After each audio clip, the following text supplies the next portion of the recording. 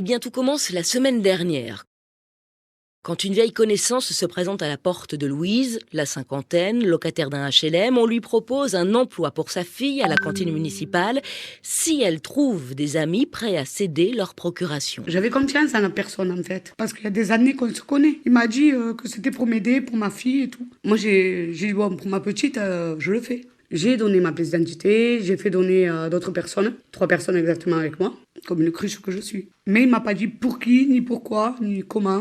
Si, il m'a dit il fallait que si je trouvais encore d'autres personnes pour avoir des voix. Et il a surtout dit à cette dame, mais je sais que votre petite, elle a besoin de travailler. Moi, je suis bien placé pour vous aider à la faire rentrer à la cantine. Qui peut dire à quelqu'un « Je suis bien placé à la mairie pour aider votre fille à rentrer à la cantine ?» Les conclusions que j'en tire, moi, c'est que c'est quelqu'un qui est proche de l'équipe municipale en place qui fait ça. Et j'ai saisi le procureur de la République parce que ce sont des démarches qui sont contraires à la légalité par rapport au droit de vote. C'est scandaleux, quoi. J'ai entendu et j'ai lu les interventions de François Liberti concernant ce problème. C'est pas un problème qui est nouveau puisqu'il est déjà sorti en 2008, il est déjà ressorti aussi en 2014 avec diverses enquêtes. Aujourd'hui, je vous avoue que je suis très attentif à cela et je reste très vigilant. Je laisse à François Liberti la propriété de ses propos.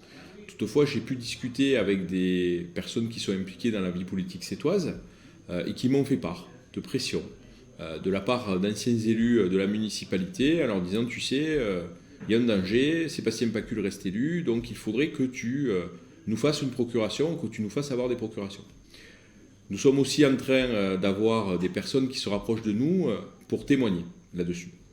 Nous respectons l'ordre républicain, nous nous sommes renseignés auprès du commissariat de police.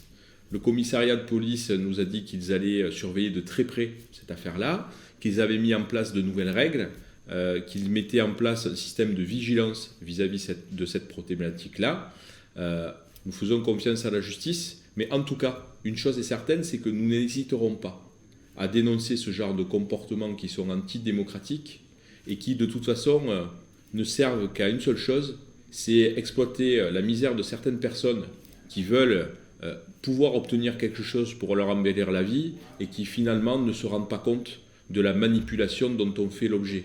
Grosso modo, confiez-nous votre vote, nous nous occuperons de votre misère, et on le sait, 6 ans après, la misère demeure la même, elle s'entretient même avec 30% de taux de pauvreté et 40% sur le territoire de l'île de Thau, qui est un des plus concernés dans cette affaire-là.